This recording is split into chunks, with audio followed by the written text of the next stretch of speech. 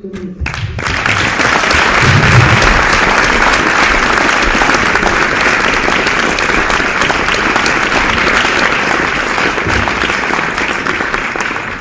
Hello everyone, I'm so happy to be here. Thank you for the introduction. It is my first time here at this conference and my first time in Denmark as well. And I've already met so many wonderful people and have really been enjoying my time here. So very excited to see all of you and speak with you about an issue very close to my heart and very close to many of your hearts as well, I hope.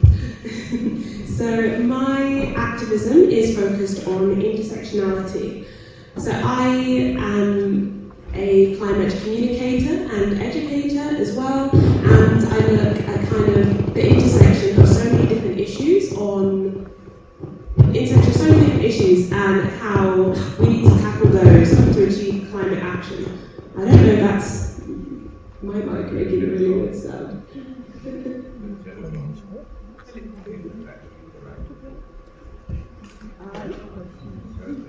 I will continue.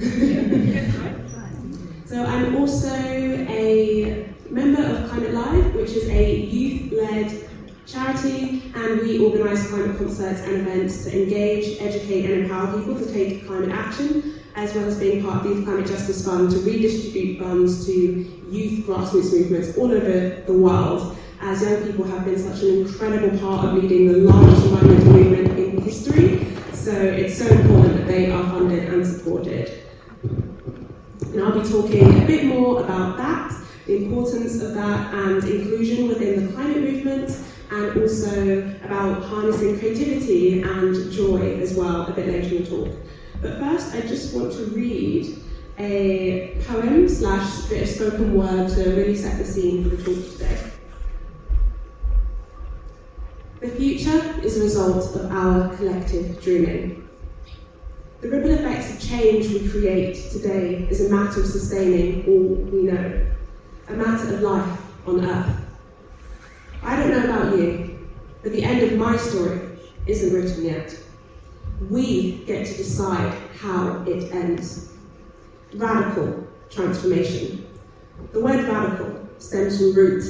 And everywhere I see grassroots of people rising. My ancestors carried songs in their hearts in the face of adversity, and their melodies echo through the streets.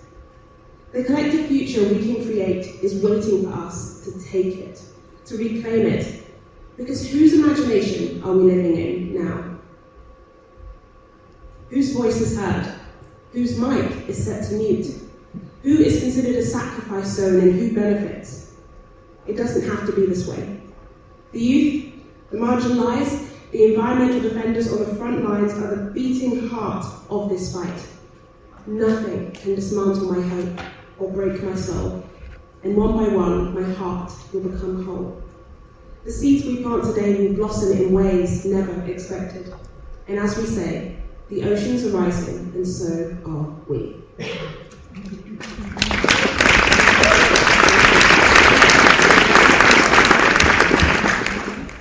Thank you. Who here, just a show of hands, who here feels pretty overwhelmed by the climate and ecological crisis? There's a lot of hands, yeah. Now, of course, as you can see, you are not alone, and when we face a climate crisis and more frequent weather disasters with millions of people affected and species at risk of extinction, you're not alone in feeling this overwhelmed. So eco-grief, a feeling of grieving for what we've lost, goes hand in hand with this. And in fact, I would say it's not normal to not feel some kind of emotional response to the climate crisis.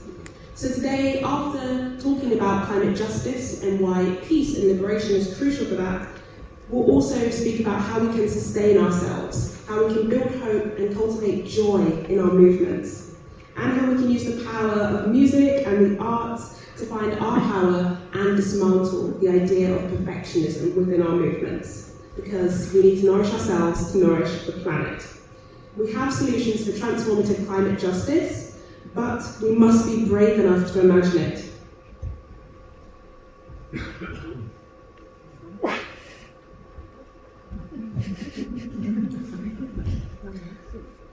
There we go. is climate justice?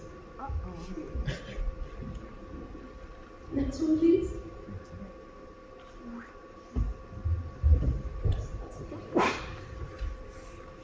So the way I got involved in environmental activism was I was living in South London at the time, and it was an area that had an unequal amount of air pollution, of toxic air pollution and illegal levels of air pollution. And this was disproportionate, what we were facing there. And this was the case with a lot of black and brown communities, especially within London and across the UK, and as I found out later, across the world as well, as inequalities and impacts, environmental impacts, go hand in hand. And that is really what pushed me into environmental activism, seeing it happen in my community and seeing the impact of that on health, like my younger brother who was suffering with asthma at the time, and also speaking to parents in the community, like mothers who were worried about their children growing up with reduced lung capacities and more. Jamaica is a place that I consider home and where I have heritage from, and I have family that live there. And throughout the years, I started to see the impacts of sea level rises. I started to ask the question of why is a country like Jamaica, and why are many in the Caribbean and in the global south who are contributing the least to the climate crisis, why are they being impacted the most? But also, why do some people not have the resources to mitigate the crisis? And that is what really pushed me into climate action and activism. So what is climate justice?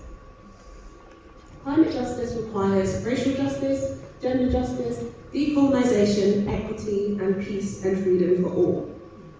We are all in the same storm when it comes to the climate crisis, but not the same boat. Some people have brand new reinforced boats, some people have ones that are falling apart, and others only have a life jacket. Climate change is a threat multiplier, meaning it amplifies existing inequalities. And globally, as I mentioned, those contributing the least are facing the brunt of this. For example, Mozambique, a country which has contributed about 0.02% to global emissions, has really seen the impact of cyclones in recent years. Even within countries, social issues such as gender inequality, racial injustice, and poverty means that people face more barriers than others and are more impacted. For example, those who, due to inequalities, do not have independence or resources may not be able to navigate climate disasters as effectively, or people whose houses are not equipped to deal with weather disasters, or those who rely on things such as agriculture for their livelihood. It also dictates, these legacies of inequalities dictate who is in the room when these decisions are made. Women and girls, for example, already face gender inequality, but when extreme weather devastates a community, the UN found that inequalities worsen. For example, violence against women spikes, girls are pulled from school, and there's high risk of trafficking. And women who do not have financial independence struggle to relocate to safety in times of crisis. And in some countries, in extreme weather events, when families need to rely on their children for support in these emergencies, it's the girls who are more likely to stay home and miss school. Despite this, women and girls, for example, all across the world, are not simply victims of the climate crisis, but also agents of change, and are leading initiatives all across the globe. Many are close to the land and leaders in their communities, a big part of even the agricultural workforce, and so research has found that actually increased funding and attention to education for girls and for women's rights and gender justice actually boost a country's climate resilience. So what is important to me about the climate movement is this inclusion and acknowledging all these intersections. There's no such thing as giving a voice to the voiceless, and everyone has a voice but is not being heard. And this in itself can cause this big feeling of eco-grief in people, of grieving what is lost, especially when living in places directly impacted. It's also the reason I joined the Climate Justice Fund and helped co-found this, as we realised that only 0.76% of all climate funding was given to youth groups and young people, and even a smaller percentage of that was given to young people from marginalised communities, and on the front lines of the climate crisis, who are leading incredible work. In 2022, the United Nations General Assembly declared that everyone has the right to a healthy environment. So what does this actually look like in practice, and how could we make this a reality? Here's a quote that I really like by Berta, an Indigenous activist. Mother Nature, militarised, fenced in, poisoned, demands that we take action. Let's look at an example of why we cannot continue business as usual and why justice is such a crucial part to climate action. Capitalism is based on constant extracting, endless extracting and exploitation for endless profit. And this exploitation of people and natural resources is so interlinked. And this is why green capitalism is not suitable, it's not compatible with sustaining life on Earth. So what do I mean by green capitalism? It's these practices that are simply continuing business as usual without instead replacing these injustices with care and acknowledging the harm that has been done to communities. So example, the Congo. Electric vehicles are seen to some as the future of the climate crisis. However, not one solution can solve everything. One thing can't be a band-aid for everything. As although these reduce emissions when it comes to transport, if we're not looking at the full picture across the entire supply chain, then we can't truly achieve climate justice. It has been reported by organisations such as Amnesty International that the extraction of minerals such as cobalt, which is used to make the batteries to power electric vehicles, is rife with human rights abuses, including the use of child labour and forced evictions from the Democratic Republic of Congo. The Secretary General of Amnesty said, "Without radical changes, the batteries which power green vehicles will continue to be tainted by human rights abuses."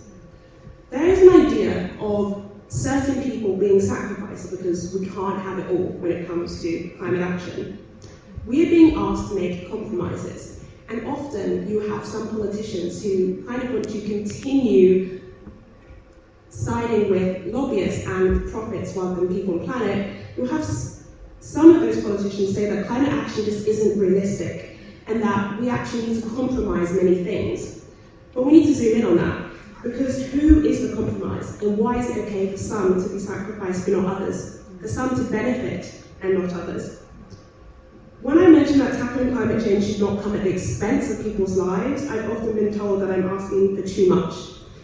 Is this the result of racism, colonialism, a lack of imagination, or all of it? Dr. Grace Hooper said, "The most dangerous phrase in the English language is, 'we have always done it this way.'" It's a good quote. One factor worsening the current situation in Congo are these materials.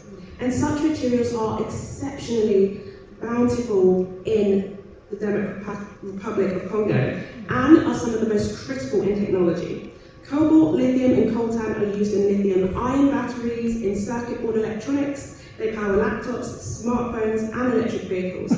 And Congo is home to 60 to 70%, so a majority of the world's supply of these minerals. This is one of the aspects that has led to conflict and created one of the largest, deadliest humanitarian crises in the world. So since 1996, it has caused millions of people displacement and loss of lives. Siddharth Kara is a writer that shows us that there's no such thing as a clean supply chain of cobalt currently that is coming from the country. And in his book, Cobalt Red, he writes that most of this is being extracted by artisanal miners, and these artisanal miners are essentially freelance workers who do extremely dangerous labour, the equivalent of just a few dollars a day, including children. So it's important to be in solidarity with activists in the Congo and activists who are working to stop this exploitation. But also one thing that I want to look at, as I mentioned, I don't think the solution is everyone having an electric vehicle.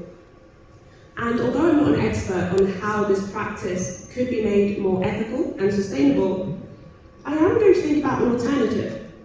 What if we could be more imaginative? Instead, let's think about accessible, affordable, and well-run green transport being the future.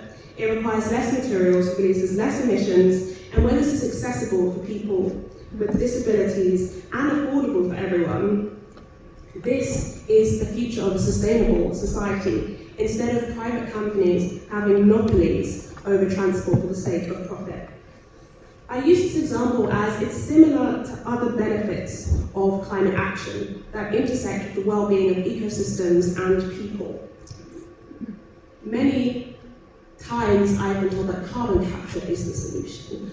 This is the one thing that is going to solve everything, or electric vehicles are the one thing that are going to solve everything. But when we're communicating about climate action to everyday people, we need to talk about the things that will actually alleviate their current situation and quality of life, such as warmer, better insulated homes, lower energy bills, reducing the cost of living crisis by using green, homegrown energy, cleaner air and rivers, secure, well-paid jobs in this green transition, better food security, and the list goes on and on. There's so much action that benefits both our ecosystem and people and our quality of life without sacrificing others, so that we can survive, so that we can thrive and not just survive the climate crisis. Another intersection with climate action, and this is one thing that's actually present in the exhibition that I really loved reading about today, is the issue of human rights for planet protection and how this goes hand in hand. For example, there are many indigenous communities who are protecting such a wide amount of biodiversity, and the link between that protection and rights and them having land rights is so interlinked. In Ecuador, for example, the Waorani people and other indigenous communities in the Amazon have a deep connection to the rainforest and their land. And they base their entire social, economic and cultural systems in accordance with nature, and talk about the right to nature being equivalent to any other fundamental human right. Many are resisting eviction and displacement from their land and are standing up to threats of extraction and oil pipelines. Popohanumoku Akea is a marine national monument in Hawaii, which native Hawaiians mainly led the protection of this area, from the understanding that protection of their home marine species is also protection of them, and that an industrial worldview of constantly extracting is damaging. And this has had amazing benefits on that protected area that has overspilled into other areas. There are communities all across the world, and Ecuador as well is an example I think of, where indigenous rights and human rights truly being treated with the attention and the decency that they deserve, and acknowledging everyone's dignity and right to exist, also, unsurprisingly, has amazing benefits for biodiversity and for our planet. And when we think about it, this mindset is also so important for the future. Do we want a future of care that is truly circular, or do we want one of constant extraction? We can't have both of it. So one thing that many people have also been speaking about is why peace is so important for climate justice and for our planet. Occupation and war not only fuel climate emissions, but colonization is one of the roots of the climate crisis. Colonization is based on extraction and exploitation of people and our natural resources, which fuels the climate disaster. And viewing people and land as disposable is what got us into this mess in the first place. It's not just an abstract concept of other people at risk. It is nature, culture, loved ones, family, livelihoods. As mentioned before, the United Nations General Assembly stated that everyone has the right to a healthy environment. However, for many, it is impossible under the current conditions of colonialism and legacies of this, and racial capitalism and militarization. Bombing environments is not environmentally friendly, no matter how anyone tries to put that. To protect life on Earth, we have to call for peace of all peoples. Industrialization has also led to many of us leading separate lives from nature and feeling disconnect, and has robbed us of that joy and connection to the land and the earth that we inhabit. War has displaced people from their lands and has separated people from their connection to nature. War and military occupations destroy land, the species. They also divert resources that are so desperately needed to tackle the climate crisis away into military action, and they divert resources needed from communities such as food, clean water and clean air away. Billions of pounds are being spent into weapons that poison water, pollute air and extract oil, and this is not sustainable for our Earth to heal. For example, in Palestine, decades of violence and ongoing occupation relies on the devastation of Palestinian land. And the fossil fuel industry is so connected to the military industry and benefits from these conflicts. They work perfectly together. Fossil fuel companies have evicted people from their lands in order to extract oil. They have caused oil spills and devastated communities. War and militaries are also evicting people from their lands and destroying communities. So it's essential for us to address human rights in order to achieve climate justice. Because what kind of green and sustainable future can we create without liberation for all people? So, climate justice and the climate crisis is all quite heavy. And I know a lot of us kind of feel this feeling of eco-anxiety or grief for what we've lost or what we expect to lose. And one thing that alleviates that, and one thing that gives me hope every single day, is taking action. And what can also bring joy is remembering that there truly is a role for everyone, and there's not this one idea of who is an activist or who can take climate action. Because the beauty of a movement is that so many people exist within it, and that is where I get my hope from every single day. And there's not one way to protect the planet. In Emergent Strategy by Adrienne Maree Brown, she says that in the same way that complex systems in nature evolve through simple interactions, we can build the future we want to see with simple actions too. And we have so much more power than we know. There's also a quote by Octavia Butler that I love to refer to, which is, all that you touch, you change, and all that you change touches you. And we can get involved in so many different ways. So here on the left is a poster that was created by Tomia Gregory, a friend of mine and also an artivist, and she uses art to advocate for climate justice. There's a tea maker, there is a caretaker, there's the visionaries, the writers, the poets, the musicians, the educators, the designers, the legal advisors, people who are just great at making spreadsheets, people who are great at looking after others. There's researchers, there are so many different roles, and whenever I speak to people, a lot of the times when I speak to those who aren't yet involved in activism or don't see themselves as a climate activist, it's, oh, I don't feel comfortable talking on stage, I don't feel comfortable doing this, because there's this idea of what a true and perfect activist actually is, but there isn't. And that is the beauty of the climate movement, and in all of our justice-centered movements, we can make it whatever we want to be.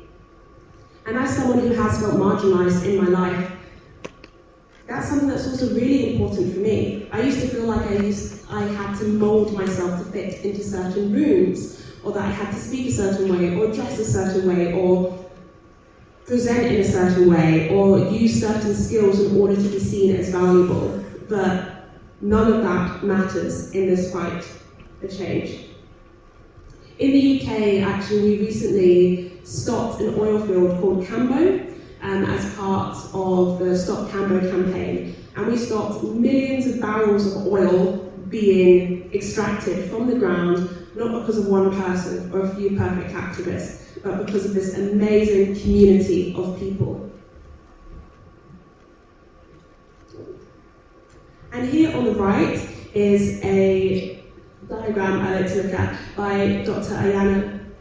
Elizabeth Johnson, and basically it shows the middle of, if you haven't found your role in the movement yet, or if you're someone who feels like you're not quite where you want to be, it's what skills do you have, what are you good at, what needs doing, and what brings you joy. And important not to underestimate the joy part of this. So, why do we need joy and hope in our movements? There's a little thing I like to call climate joy, and those two words seem like they couldn't be further apart from each other. But essentially, it's because joy is sustainable, and to sustain ourselves is to sustain the planet. Joy and creativity have incredible purposes within the climate justice movement.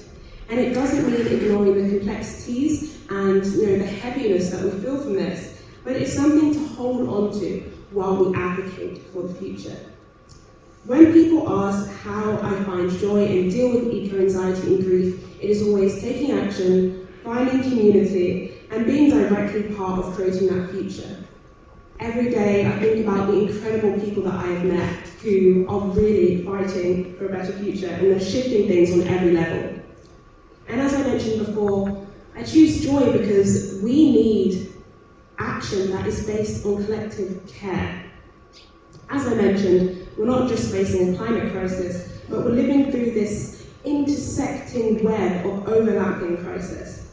And decolonial, queer, and feminist movements have previously sought to unpack how cultures that are built on exploitative control create the conditions for the crisis.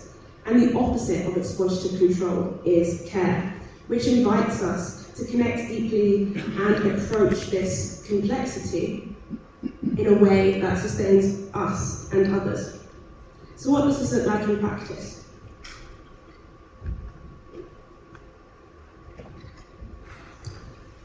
One thing I absolutely love comparing is nature and looking at how we can learn from nature. So I've got some trees and a mushroom here, as I love talking about the kind of mycelium network. So when most of us think of mushrooms, we imagine mushrooms kind of sprouting out of the ground, which is the fruiting body. That's the thing that we see. While the majority of the fungal organism lives in the soil, interwoven with tree roots, and is a vast network of mycelium, which has also been dubbed as the Wood Wide Web. And this mycelium connects individual plants together and trees where they share resources, they transfer water, nitrogen, carbon, and other materials. And in healthy forests, each tree is connected to each other via this network. And saplings that grow in particularly shady areas actually rely on other trees in order to survive. So they rely on these nutrients from taller, older trees sent through this network. So why am I talking about trees and mushrooms? Well, just like this Wood Wide Web, people often see climate activists or advocates who are kind of very visible as the fruiting body of the mushroom, when really there's an entire movement of people. Or sometimes people see the success of climate action as kind of that fruiting body of the mushroom, but behind that success is so much incredible work towards that. Just like there's an entire network of interdependent and interconnecting mycelium, in the movement it's the same for us. We're a movement who are dependent on each other, support each other with resources, advice, love, and care to unite for a better future. Looking at ourselves as this rather than this individual mindset. Because individualism can also lead us to feel as if we have to be perfect, or this idea of perfectionism, and that can rob us of a lot of joy.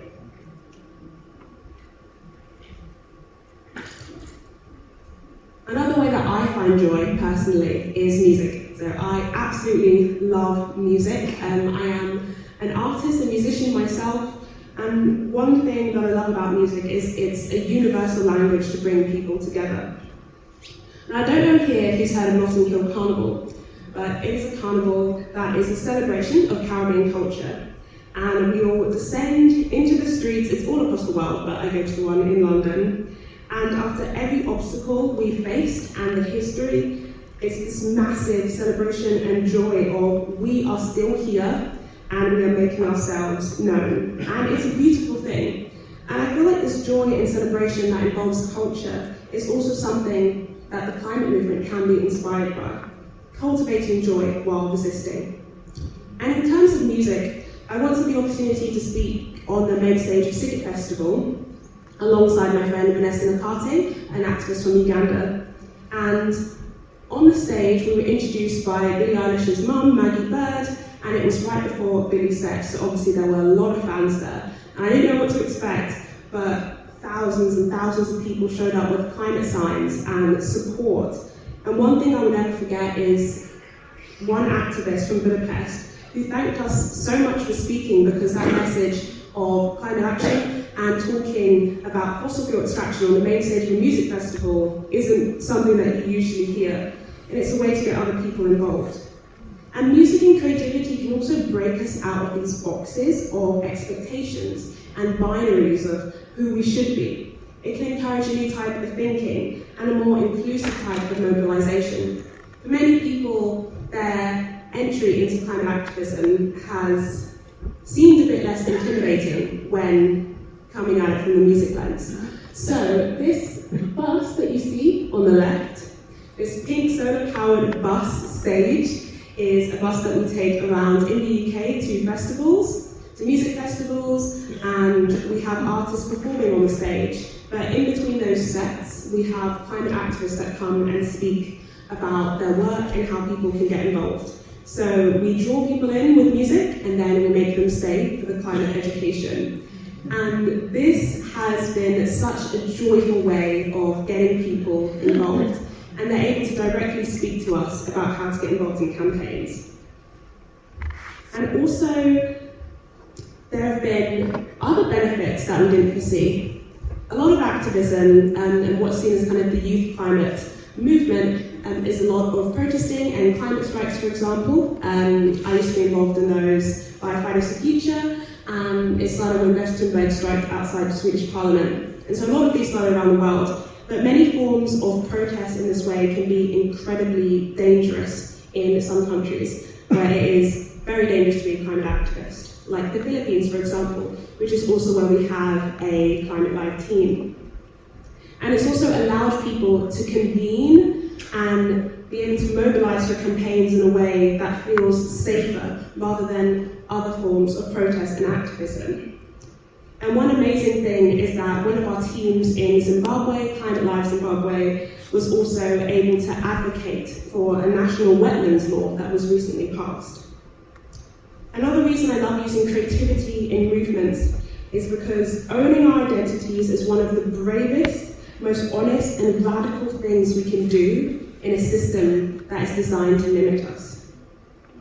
And it shows a real diversity of methods. And I won't get into it now, but also when we look at art institutions that are funded by the fossil fuel industry, who are so focused on trying to grapple onto whatever art institutions they can in order to make themselves seem relevant in society. You know, when we focus on that and we remove fossil fuel sponsorship from the arts and from the creative industries, that is also part of making this massive change. But I could talk forever about removing fossil fuels from art, so I will move on for now.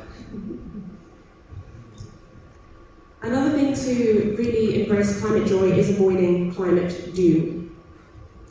Doomism is harmful as it can paralyze action, and there was a study recently that showed not an insignificant amount of young people who felt this feeling of doom, of that everything's over, that there's no point in acting.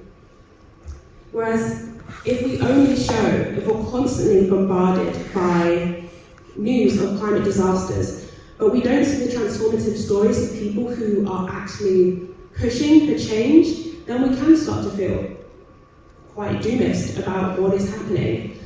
And also, when we look at the crisis in this framework, that these are decisions that are being made and this is what people are doing to counter those decisions, it starts to feel a little bit less passive and more like we actually have agency to change this, which is something that we often don't see in the news. And one thing I would advise to avoid climate doom is to stop doom scrolling. We don't constantly need news bombarding us every day and to feel insensitized to what's happening, but to really focus on the action and the change that we can make. There's a quote that I love that's also by Adrienne Marie Brown. It's just called attention. Put your attention on suffering, which is constant and everywhere, and it is all you will ever see. Joy will come and laughter, but you will find it brief, possibly a distraction. Put your attention on joy, being connected and feeling whole, and you will find it everywhere. Your heart will still break, you will know grief, but you will find it a reasonable cost for the random abundance of miracles and the soft, wild rhythms of love. Return to love as many times as you can. And lastly, one thing that is so important to experiencing joy and to building hope within our movements is dismantling perfectionism. I can't tell you the amount of times I've been told that I'm a hypocrite because I take trains, or I have flown before, or I exist in society and own things, when really we cannot be perfect in a system that doesn't allow us to be. And that's the question we need to be asking, rather than judging ourselves so harshly. But also looking at perfectionism is not having this expectation to be perfect. It's about accountability and not perfection. Coming into a movement and a space with a mindset of lifelong learning, of being open to learning something new, of unlearning things, rather than this idea of needing to be perfect, which can really limit us in our movements. We need to normalise being an imperfect activist, and I love to call myself a bad activist, as that is something that was part of this collective I was part of, and it's based on a lot of black feminist theory about being a bad and imperfect activist. Because we don't need 100 perfect activists, which simply doesn't exist, but millions of us, imperfect people. If we want to see social change, we have to be it. So we need to learn to see our lives and relationships with each other as a place where we can practice liberation, justice, and empathy with one another. And lastly, before we go to questions, I will leave you with this. We often don't think about the future that we actually want to see. So I just want you to take a moment and think about, when was the last time you envisioned the future you want to create? What does a sustainable future look like to you? Imagine it and hold on to that vision and remember what you're fighting for. Thank you.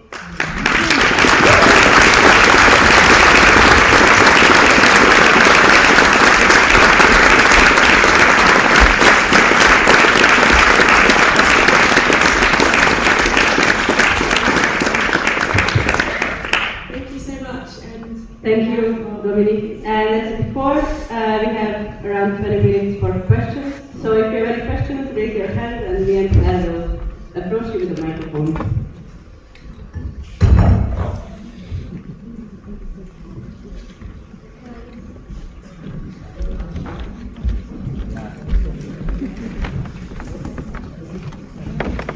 Thank you for this amazing speech. I have actually a question about this. You mentioned better future, like having talked with other activists, what is the vision for the world you want to see? Maybe you could share.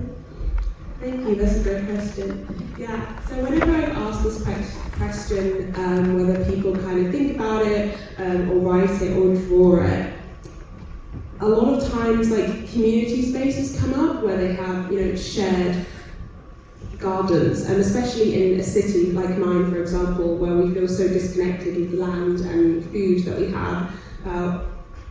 Shared community gardens, circular fashion, one where we're not constantly seeing new cycles and trends that are out, but actually appreciating the craft of the clothes that we have, and that kind of slow fashion where we have accessible transport and more roads are actually used for community spaces, and there's a lot more joy, and where we have kind of people's assemblies, as I believe that even when we achieve what we want, we always need to have those kind of spaces where people can make their voices heard, and many more. It's a big question, but those are just some of the aspects that I imagine the most.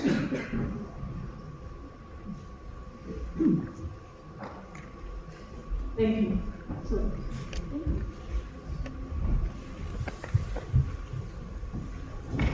Hi. So first of all, I'd like to thank you for the amazing speech. I would describe it as an hour of someone making sense. It was excellent. Thank you. And I would just like to ask, this foundation that you are a part of, what sort of projects do you guys are doing now and supporting? Yeah, so it's such a range that the Youth Climate Justice Fund is part of supporting. So, for example, there is a youth African pastoral group, and they are amazing and really focusing on like the sustainable agriculture and also sustaining their land and really including culture in that as well. There's also so many groups we're supporting who are planting mangroves, some who are advocating for specific policies, like to stop certain oil fields, and who are taking their governments to court is another one. There's also a group we're supporting in the UK who's focused on making sure that communities of colour have resources and a space in decision-making tables and places. So there's really a massive range of what we're supporting, and now we're actually starting to think about how can we support groups that aren't climate focused and connect that together. So groups who are doing work on gender justice and food, who don't know that they're doing climate work, but they are, essentially. Thank you. Hi. Hi. You mentioned that you spoke to mothers and different women. I have a question because I hear a lot that life is busy, day to day is busy. You need more time, perhaps. Things that I have heard. Have you ever had or heard an experience from a mother or a person that says that they are busy but find a way to be active? That's a really great question. Yeah, I think it's a big struggle a lot of people have is not having time, and especially in the society we have when people are working most of the day. And one of the amazing groups I've actually seen this most from mothers and from all parents is something called Parents for Future, and they're quite active in the UK, and there's amazing mother called Charlotte, and one thing that they focus on is making sure that even if they're meeting online or they're convening in person, children are obviously welcome, that there's a sense of care there, as it can feel quite isolating as well to be a parent. So they've also made it so that there's actually, the phrase where a child is raised by a village, essentially. And just having that be quite accommodating in spaces is really important. So I really do encourage people to also find them out there and to make spaces they have very accessible. But even if it's like a few minutes a day or a few hours a week, when there's lots of them involved in it, it kind of all adds up and them doing this. So I'd say accessibility has been one of the most crucial parts of getting busy people especially involved. Thank you. On the topic of climate perfectionism, I've experienced, especially with vegans, they have the most critique on themselves, on others who are not perfect, like this cancel culture within the movement. And I see this as a broader context. How do you deal with people who you don't agree with on other points, but do agree with on a certain point? And how to not include them or include them in your movement? That's a really great question. Really good one. Yeah, there's a lot of this idea of perfectionism and tearing people down, and a lot of this infighting. One of the ways that I approach this with someone is, coming at it with that open mind of us kind of both learning from each other, but the other person also kind of has to be in that space. But usually what I do is try and find like a ground that we can meet on, and meeting somewhere where they're at, for example. And sometimes it's quite difficult for people to agree on something, where they can actually be in like this big working space. But sometimes I've seen it work out where people decide to, kind of set that aside and realise that at the core of what we're doing, we're all fighting for the same thing. And with people who are outside the movement, I really try and meet people where they're at. So my dad, for example, who wasn't into climate or environmentalism at all, but he loves food, and he's a really big like organic food, and he's from Jamaica, and he has like a farm there of fruits and vegetables. So I started talking to him about it from a food aspect. He's also a Christian, so I started talking about it from being a steward of the land. And I was once talking to this man in a shop who was kind of very angrily talking about climate activists with me.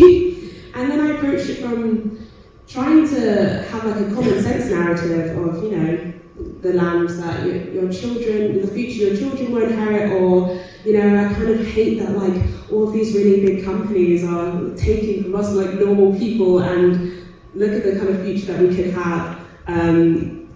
That was a very roundabout way of saying there's lots of ways to engage with people. And that's kind of how I approach it. But it is very difficult, which I do acknowledge. Thank you. I think that's all the questions. Is that it? Are you shy? Or do you need a minute to think? It's also fine.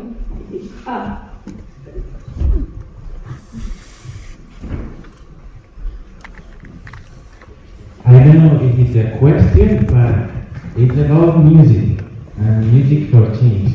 I want to ask you or invite you if you could talk a bit more about it.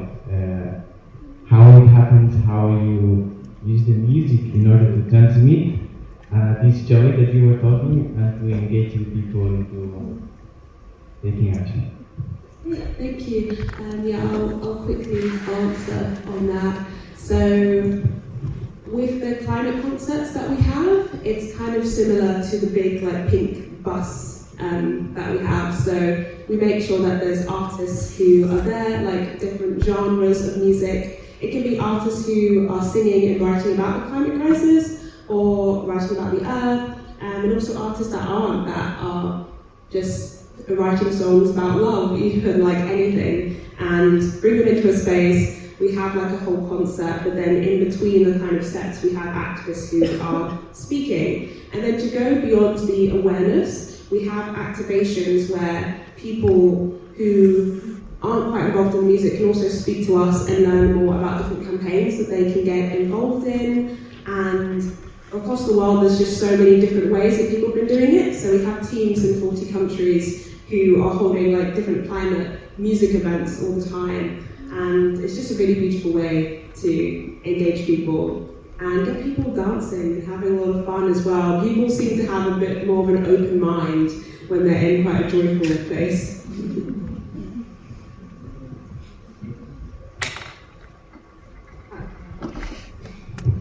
Hi. Hi. I have a question. Living in Denmark for many years, I have this consideration that in Denmark I see very little of activism, especially in young people, and I wonder sometimes, is it that we're so comfortable or alienated from the issue where we don't see it, not touched by it, and that creates an activism? And I wonder if, from your experience in your work, do you experience any people in such a situation, and is that the actual reason that it's, I don't know, too much comfort or not reaching it? And I'd also like to hear a thought of like the importance of minorities or people who are touched. How do you connect these two groups of people? That's a really great question, thank you. So I definitely think that is an aspect to it, of people not feeling like they're close to it. Because there are many people who are climate activists but say that they never considered themselves it because it was just them like fighting for survival and where they live.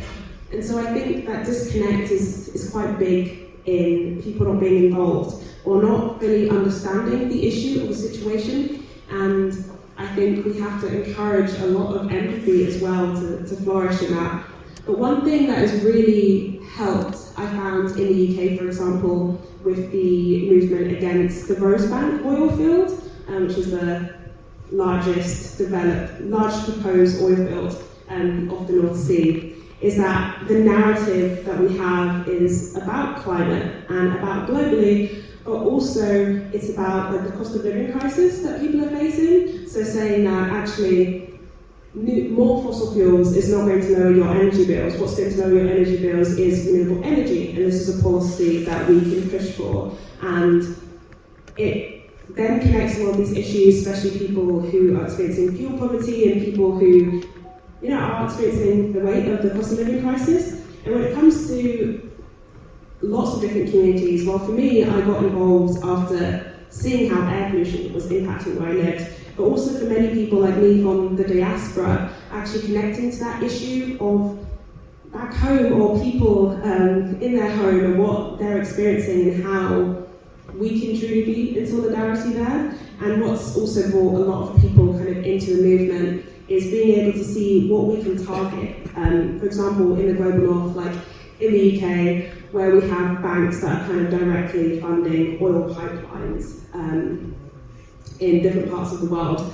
So I found that quite useful for connecting. And I think also using the creative methods and means as well, like trying to engage people in that way. Hope that answers your question. Thank you. I think that's everyone. Yes, thank you so much for the questions, for the speech.